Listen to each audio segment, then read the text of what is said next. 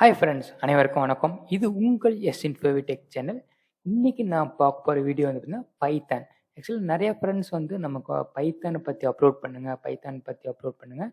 நான் ஆல்ரெடி நிறைய அப்லோட் பண்ண வீடியோ வச்சு பைத்தானை பற்றி வீடியோ போடுங்க அப்படின்னு கேட்டிருந்தாங்க. ஸோ நாம் அப்கமிங்கில் வந்து பார்த்தீங்கன்னா பைத்தான் வீடியோ வந்து ஒவ்வொரு வீடியோவை அப்லோட் பண்ண போகிறோம், ஒவ்வொரு கான்செப்ட் வைஸ். ஓகேங்களா? ஸோ இன்னைக்கு நான் பார்க்க போகிறது வந்து பைத்தானோட இன்ட்ரொடக்ஷன் பற்றி தான் பார்க்க போகிறோம். ஓகேங்களா? பைத்தானோட இன்ட்ரடக்ஷன் பற்றி தான் பார்க்க போகிறோம். ஸோ நம்ம வீடியோக்குள்ளே போகிறதுக்கு முன்னாடி இது வரைக்கும் நம்ம சேனலை சப்ஸ்கிரைப் பண்ணி உங்கள் ஃப்ரெண்ட்ஸுக்கும் ஷேர் பண்ணுங்கள். நம்ம வீடியோவில் வந்து பார்த்திங்கன்னா ஜாப்ஸ், டெக்னாலஜி அண்ட் ஸ்டூடெண்ட்ஸுக்கு தேவையான இன்ஃபர்மேஷன் எல்லாமே நம்ம சேனலில் அப்லோட் பண்ணிக்கிட்டே இருக்கோம். ஸோ கண்டிப்பாக ஸ்டூடெண்ட்ஸ்க்கு, ஃப்ரெஷர்ஸ்க்கு எல்லாத்துக்கும் யூஸ்ஃபுல்லாக இருக்கும்னு நினைக்கிறேன். வாங்க ஃப்ரெண்ட்ஸ் வீடியோ கொடுக்குறோம். இன்றைக்கி நான் பார்க்க போகிற வீடியோ வந்து பார்ட் 1 இன்ட்ரொடக்ஷன் ஆஃப் பைத்தான். ஓகேங்களா? ஸோ பைத்தானை பற்றி பார்க்கறதுக்கு முன்னாடி வாட் இஸ் ப்ரோக்ராமிங் லாங்குவேஜ் அப்படின்னு பார்க்குறோம். ஓகேங்களா? So programming language is a communicate between machine and human. ஓகேங்களா?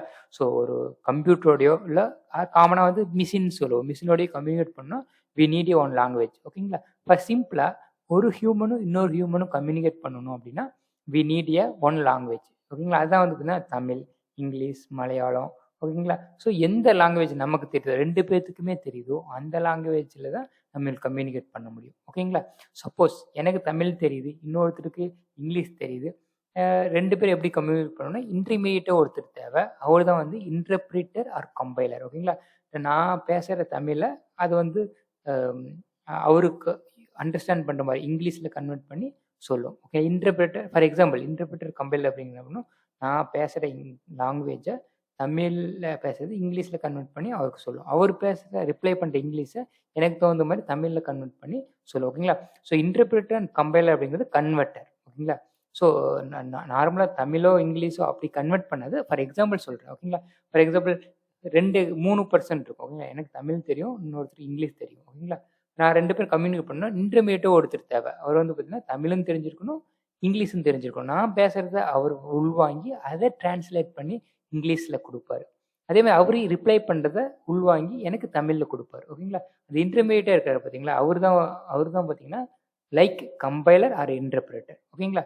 ஸோ நார்மலாக programming language communication between machine and human. ஓகேங்களா? ஸோ அதே மாதிரி பைத்தான் அப்படிங்கிறது one of the programming language. அந்த பைத்தானை பற்றி தான் பார்க்க போகிறோம். Part 1 introduction of Python. ஓகேங்களா? ஸோ ஓகே, ஸோ பைத்தானுக்குள்ளே போகிறதுக்கு முன்னாடி பைத்தான்னா என்ன, மீனிங் ஆஃப் பைத்தான் என்ன? மீனிங் ஆஃப் பைத்தான் அப்படின்னா மலைப்பாம்பு அப்படின்னு அர்த்தம். இந்த வீடியோ பார்த்து இந்த இமேஜ் பார்த்து பயந்துக்காதீங்க. மீனிங் ஆஃப் பைத்தானா மலைப்பாம்பு. ஓகேங்களா? ஸோ இந்த மலைப்பாம்புக்கும் பைத்தானுக்கு என்ன சம்மந்தம்னா, ஸோ இந்த மலைப்பாம்பை நேமை தான் வந்து பைத்தான் அப்படின்னு வச்சிருக்காங்க. ஸோ அந்த அளவுக்கு பவர்ஃபுல். ஓகேங்களா?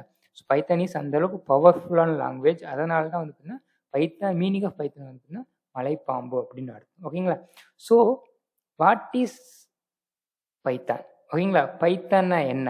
Python is one of the popular programming language like பார்த்தீங்கன்னு வச்சிங்க C++, ஜாவா, C#, இந்த மாதிரி நிறைய ப்ரோக்ராமிங் லாங்குவேஜ் இருக்குது.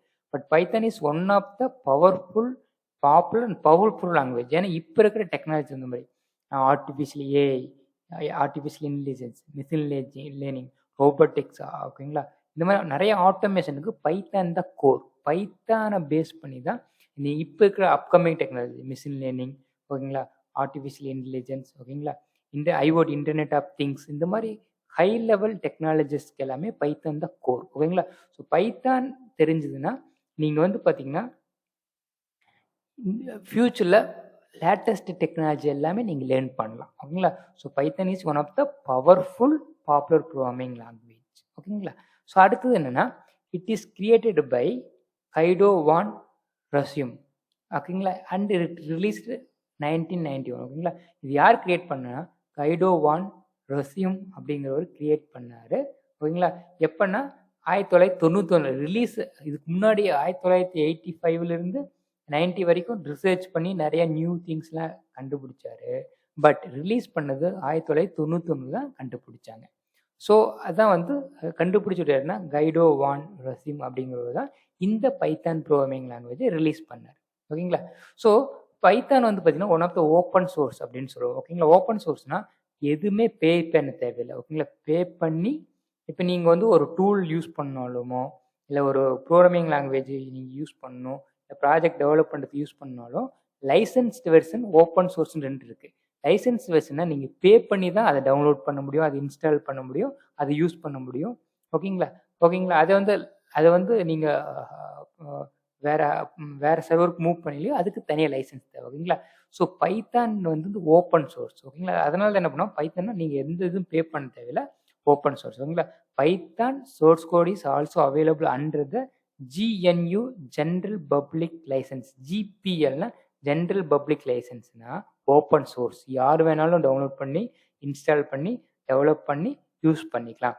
ஸோ அதான் வந்து Python source code is also available in the under the GNU general public லைசன்ஸ்னா எதில் ஓப்பன் சோர்ஸ். நீங்கள் எதுவுமே வந்து பைத்தானுக்காக எக்ஸ்ட்ரா அமௌண்ட் பே பண்ணி நீங்கள் வந்து இன்ஸ்டால் பண்ணுறதுக்கோ இல்லை அதை வந்து கம்பெனியில் யூஸ் பண்ணுறதுக்கோ எதுவுமே லைசன்ஸ் தேவையில்லை. அதுதான் வந்து பார்த்தீங்கன்னா சிம்பிளாக ஜென்ரல் பப்ளிக் லைசன்ஸ் சொல்லுவோம். அதாவது open source, no need to pay for the Python software. ஓகேங்களா. ஸோ அதான் வந்து பார்த்தீங்கன்னா ஜென்ரல் பப்ளிக் லைசன்ஸ் அப்படின்னு சொல்லுவோம். ஓகேங்களா. So what is Python? Okay, already programming language அப்படிங்கிறது எல்லாத்துக்குமே தெரியும். ஓகேங்களா. அதை விட என்ன பெஸ்ட் அப்படின்னா ஜென்ரல் பர்பஸ் இன்டர்பிரிட்டட் அப்படின்னு சொல்லுவோம். அது என்ன ஜென்ரல் பர்பஸ் இன்டர்பிரிட்டட்னா, இப்போ ஜென்ரலாக வந்து ஒரு சாஃப்ட்வேர் டெவலப் பண்ணுறதுக்கோ ஒரு வெப் அப்ளிகேஷன் டெவலப் பண்ணுறதுக்கோ நார்மலாக வந்து பார்த்தீங்கன்னா பைத்தான் யூஸ் பண்ணுவோம். ஓகேங்களா. அது என்ன ஜென்ரல் பர்பஸ் இன்டர்பிரிட்டட்னா, இப்போ என்னென்னா கம்பைலர் இன்டர்பிரிட்டர்னு 2 இருக்குது.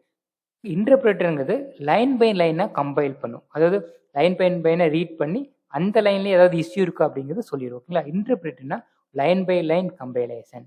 கம்பைலர் அப்படின்னா ஓவரால் இப்போ ஒரு பேஜ் ஒரு ஸ்மால் 10 லைன் ப்ரோக்ராமிங் எழுதிருக்கீங்கன்னா நார்மலாக கம்பைலர் அப்படிங்கிறது என்ன பண்ணுன்னா ஒரே டைமில் எல்லா லைனையும் கம்பைல் பண்ணி சொல்லிடும். ஓகேங்களா. இன்டர்பிரிட்டர் அப்படிங்கிறது லைன் பை லைன் கம்பைல். நீங்கள் ஒரு லைன் டைப் முடிச்சோடனே கம்பைல் பண்ணும், ஒரு லைன் டைப் முடிச்சோடனே கம்பைல் பண்ணும். ஏதாவது இஷ்யூஸ் இருக்கா, ஏதாவது எரர் இருக்கா, ஏதாவது சின்டாக்ஸ் எரர் இருக்கா, ஏதாவது இஷ்யூஸ் இருக்கா அப்படிங்கிறத லைன் பை லைனாக செக் பண்ணி கம்பைல் பண்ணும். ஓகேங்களா. பட் கம்பைலர் அப்படிங்கிறது ஓவராலாகவே 10 லைனையும் டைப் பண்ணி முடிச்சதுக்கும் ஓவராலாகவே வந்து கம்பைல் பண்ணுறது தான் கம்பைலர். ஓகேங்களா. இன்டர்பிரிட்டருக்கும் கம்பைலருக்கும் டிஃப்ரென்ஸ் வந்து லேட்டராக நான் சொல்கிறேன். ஓகேங்களா. So it's general purpose interpreted language. ஓகேங்களா. காமனாக வந்து லைன் பை லைனாக வந்து கம்பைல் பண்ணி யூஸ் பண்ணுறதுக்காக தான் ஜென்ரல் பர்பஸ் இன்டர்பிரிட்டட் லாங்குவேஜ் அப்படின்னு சொல்லுவாங்களா.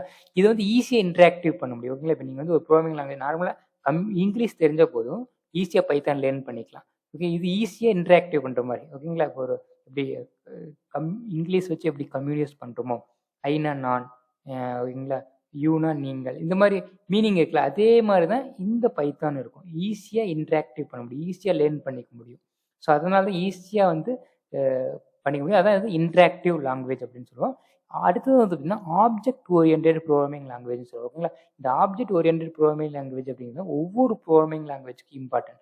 For example C++, Java, C#, இதில் வந்து எல்லா main programming high level programming லாங்குவேஜ்லேயும் வந்து பார்த்தீங்கன்னா யூஸ் பண்ணுறது ஆப்ஜெக்ட் ஓரியன்டட் அப்படிங்கிற கான்செப்ட். ஓகேங்களா. இந்த ஆப்ஜெக்ட் ஓரியன்டட் கான்செப்ட் வந்து set of rules and regulations for writing the program.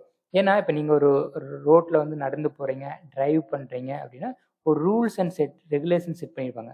Left சைடில் தான் போகணும், லெஃப்ட் சைடில் தான் வரணும் அப்படின்னு. ஏன்னா இட்ஸ் அவாய்டிங் த ஆக்சிடென்ட். ஓகேங்களா. ஏன்னா ஒரு ரூல்ஸ் செட் பண்ண தான். இப்போ நான் ரூல்ஸே செட் பண்ணாமல் ரோட்டில் போன வச்சுங்க, நான் பாட்டுக்கு ஒரு ரைட்டில் வருவேன், நீங்கள் வந்து லெஃப்ட்டில் வருவீங்க. ஸோ ஒரு கன்ஃபியூஷனாக இருக்கும், ஆக்சிடென்ட்டுக்கு அதிக சான்ஸ் இருக்குது. இப்போ ஏன் ரூல்ஸ் அண்ட் ரெகுலேஷன்ஸ்னால் லெஃப்ட்டில் தான் போகணும், லெஃப்ட்டில் தான் வரணும் அப்படின்னு பார்த்தீங்கன்னா, ஓகேங்களா. ஸோ எல்லாத்துக்கும் ஒரு காமன் ரூல்ஸ் செட் பண்ணிடுவாங்க. ஸோ ஈஸியாக வந்து அந்த ரூல்ஸை லேர்ன் பண்ணிட்டோம்னா ஈஸியாக வந்து ஆக்சிடெண்ட்டை அவாய்ட் பண்ணலாம். ஃபார் எக்ஸாம்பிள் வந்து பார்த்திங்கன்னா டிராஃபிக் சிக்னலை ஃபாலோ பண்ணணும், லெஃப்ட்டில் தான் போகணும், லெஃப்ட்டில் தான் வரணும் அப்படிங்கிறதுக்காக. ஓகேங்களா. அதே மாதிரி ஆப்ஜெக்ட் ஓரியன்டட் அப்படிங்கிறது one of the concept in all programming language. It is used to set of rules and regulation for all the programming language. ஒரு set of rules and regulation, இப்படி தான் எழுதணும், இந்த மாதிரி தான் ஃபாலோ பண்ணணும் அப்படி. ஒரு ப்ரோக்ராமிங் லாங்குவேஜ்னு இப்படி தான் எழுதணும், இந்த கான்செப்ட் இருக்கும், இப்படி தான் எழுதணும், இந்த மாதிரி தான் ஃபாலோ பண்ணணும் அப்படிங்கிற ஒரு ரூல்ஸ் அண்ட் ரெகுலேஷன் வகுக்கிறது. அதான் ஆப்ஜெக்ட் ஓரியன்டட். அது பின்னாடி பார்ப்போம். ஓகேங்களா. அடுத்து பார்த்தீங்கன்னா ஹை லெவல் ப்ரோக்ராமிங் லாங்குவேஜ். இப்போ வந்து சி வந்து மிடில் லெவல் ப்ரோக்ராமிங் லாங்குவேஜ்னு சொல்லுவோம், அதாவது லோ லெவல்னு சொல்லுவோம். ஓகேங்களா. ஸோ இப்போ C++, ஜாவா, C#லாம் ஹை லெவல் ப்ரோக்ராமிங் லாங்குவேஜ்னு சொல்லுவோம். அதே மாதிரி பார்த்தீங்கன்னா இந்த பைத்தான் வந்து பார்த்தீங்கன்னா one of the high level programming language.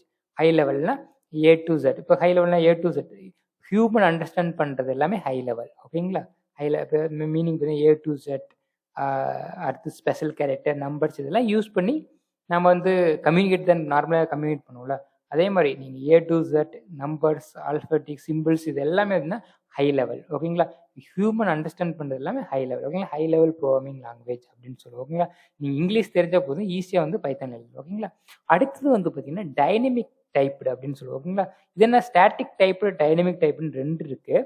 இப்போ ஸ்டாட்டிக்னா கான்ஸ்டன்ட், டைனமிக்னா அந்த டைமில் வந்து பார்த்தீங்கன்னா மாறிக்கிட்டே இருக்கும். ஓகேங்களா? ஸோ இப்போ எப்படின்னா நீங்கள் வந்து வேரியபிள் டிக்ளரேஷன் ஒன்று இருக்குது. இப்போ இன்டீஜர் அப்படின்னா இன்ட்னா நம்பர்னு அர்த்தம். இன்ட் ஏ ஈக்குவல் டு 10னா அந்த வேரியபிளில் 10ங்கிற வேரியபிள் வேல்யூ மட்டும் தான் ஸ்டோர் பண்ணணும் அப்படின்னு இருக்கும். இல்லை நீங்கள் எந்த டேட்டா டைப்பும் மென்ஷன் பண்ணாமல் நீங்கள் என்ன வேல்யூ ஸ்டோர் பண்ணுறீங்களோ அதுக்கு தகுந்த மாதிரி டேட்டா டைப்பை டிஃபைன் பண்ணுறது தான் டைனமிக். ஓகேங்களா? ரன் டைமில் தான் என்ன டேட்டா டைப் அப்படிங்கிறது தெரியும். இது ஒரு எக்ஸாம்பிள். ஓகேங்களா? ஸ்டாட்டிக்லி டைனமிக்லின்னு ரெண்டு இருக்குது. So statically type, dynamically type ரெண்டு இருக்குது. But Python is A dynamically typed. ஓகேங்களா? அதாவது டைனமிக்லி டைப்னா இப்போ நீங்கள் வந்து ஒரு வேல்யூ ஸ்டோர் பண்ணிட்டீங்க அப்படின்னு வச்சுங்க, ஒரு வேரியபிளில் ஒரு மெமரியில் அந்த மெமரியோட டைப் வந்து எப்படின்னா டைனமிக்காக கம்பைல் பண்ணி ரன் பண்ணையில் தான், ரன்னிங் டைமில் தான் வந்து இந்த டைப் அப்படிங்கிறத ஒரு டைப் அப்படிங்கிறது எடுத்துக்கும். ஓகேங்களா? ஸோ அதான் வந்து பார்த்தீங்கன்னா டைனமிக்லி டைப்டு அப்படின்னு சொல்லுவோம். ஓகேங்களா? டைனமிக்கல்னா இதுதான் அப்படிங்கிறது மென்ஷன் பண்ண முடியாது. ஒரு மெமரியில் வந்து இன்டீஜர் ஸ்டோர் பண்ணலாம், ஃப்ளோட் ஸ்டோர் பண்ணலாம், எது வேணாலும் ஸ்டோர் பண்ணலாம். பட் அதை இப்போ இன்டீஜரா, ஃப்ளோட்டா, நியூமெரிக்கா, அது என்ன டைப்பு அப்படிங்கிறது கம்பைல் பண்ணி ரன் பண்ணையில் தான் அது அசைன் ஆகும். அதான் டைனமிக்லி டைப்புன்னு சொல்லுவோம். ஸோ டைனமிக்லி டைப்புங்கிறது பின்னாடி லேட்டராக போடும். ஓகேங்களா? டைனமிக்னா சைமல்டேஸ்னா மாறிக்கிட்டே இருக்கும் அப்படிங்கிறது தான் மீனிங். ஓகேங்களா? ஸோ அதான் வந்து டைனமிக்லி டைப். ஓகேங்களா? அடுத்து இந்த கார்பேஜ் கலெக்டட் அப்படின்னு வச்சுங்க. இப்போ ப்ரோக்ராமிங் லாங்குவேஜை பொறுத்த வரைக்கும் மெமரிங்கிறது ரொம்ப இம்பார்ட்டன்ட். இப்போ உங்க வந்து பார்த்தீங்கன்னு வச்சுங்க, இப்போ மெமரிங்கிறது ரொம்ப இம்பார்ட்டன்ட். அது நீங்கள் ஒரு ப்ரோக்ராம் எழுத சம் மெமரிஸ் வந்து சம் ஸ்பேஸ் வந்து எடுத்துக்கும். ஓகேங்களா? இப்போ வந்து இன்ட் ஏ அப்படின்னு கொடுத்தீங்கன்னா அந்த ஏக்கு ஒரு மெமரி அலகேட் பண்ணும். ஃப்ளோட் ஏ பின்னு கொடுத்தீங்கன்னா அதுக்கு ஒரு மெமரி அலகேட் பண்ணும். ஓகேங்களா? ஸோ அந்த இப்போ நீங்கள் மெமரி இப்போ வந்து மெமரி ஒரு வேரியபிளுக்கு மெமரி அலகேட் ஆயிடுச்சு. ஓகேங்களா? அப்போ ஆனால் நான் இது யூஸ் பண்ணலன்னு வச்சுங்க, அந்த மெமரி வேஸ்ட்டு தானே. இது யூஸ் பண்ணாத எல்லாத்தையும் டெலீட் பண்ணிடும். ஓகேங்களா? ஸோ இப்போ வந்து பார்த்தீங்கன்னா இப்போ நீங்கள் வந்து ஒரு 1 GB டேட்டா வச்சுருக்கீங்க. அந்த 1 GBயில் நீங்கள் வந்து பார்த்தீங்கன்னா ஒரு 200 MB மட்டும் தான் யூஸ்ஃபுல்லான டேட்டா. மீதி எல்லாமே வந்து அன்யூஸ்டு டேட்டா, மீதி எல்லாம் அன்யூஸ்டு டேட்டா, அன்வான்ட் திங்ஸ். அப்போ என்னன்னா ஆட்டோமேட்டிக்காக என்ன பண்ணும், நம்ம வந்து தேவையில்லாத டெலீட் பண்ணுற மாதிரி ஒரு ப்ரோக்ராமிங் எழுதுறோம்னு வச்சுக்கோங்க. அதே மாதிரி இந்த கார்பேஜ் கலெக்டர்னு என்னன்னா இது வந்து மெமரி மேனேஜ்மெண்ட் சொல்லுவோம். கார்பேஜ் கலெக்டர்ங்கிறது மெமரி மேனேஜ்மெண்ட். இது என்ன பண்ணுன்னா அன்யூஸ்டு மெமரிஸ் எல்லாத்தையும் டெலீட் பண்ணிடும். ஸோ இப்போ அன்யூஸ்டு மெமரி எல்லாம் டெலீட் பண்ணிட்டு உங்களுக்கு வந்து ஃபாஸ்ட்டாக இருக்கும். ப்ரோக்ராமிங் வந்து ரன் பண்ணுறதுக்கு ஃபாஸ்ட்டாக இருக்கும். ஓகேங்களா? ஸோ இந்த கார்பேஜ் கலெக்டர், டைனமிக் டைப்டு அப்படிங்கிறதுலாம் என்னங்கிறது அண்டர்ஸ்டாண்ட் பண்ணிக்கோங்க.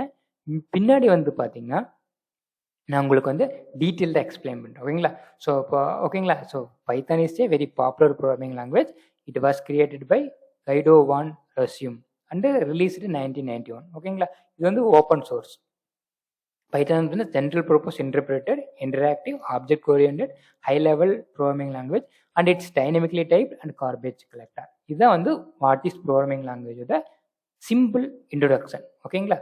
ஸோ அடுத்து நம்ம நெக்ஸ்ட் கிளாஸில் என்ன பார்க்க போகிறோம் அப்படின்னு பார்த்தீங்கன்னா, ஓகேங்களா, வாட் இஸ் நெக்ஸ்ட் பார்ட்டில் என்னென்னு பார்த்தீங்கன்னா ஒய் பைத்தான் ப்ரோக்ராமிங் லாங்குவேஜ், ஏன் பைத்தானை நம்ம சூஸ் பண்ணோம். ஓகேங்களா? பைத்தானோட ஜாப் ஆப்பர்ச்சுனிட்டிஸ் பற்றி தான் பார்க்க போகிறோம். ஓகேங்களா ஃப்ரெண்ட்ஸ்? ஸோ இந்த இன்ட்ரோடக்ஷன், பைத்தானை பற்றி இன்ட்ரோடக்ஷன் வந்து உங்களுக்கு கண்டிப்பாக ஈஸியாக புரிஞ்சிருக்குன்னு நினைக்கிறேன். ஸோ நெக்ஸ்ட் பார்ட்டில் ஒய் பைத்தான் ப்ரோக்ராமிங் லாங்குவேஜ் அப்படிங்கிறத பார்ப்போம். Thank you so much friends. Have a great day.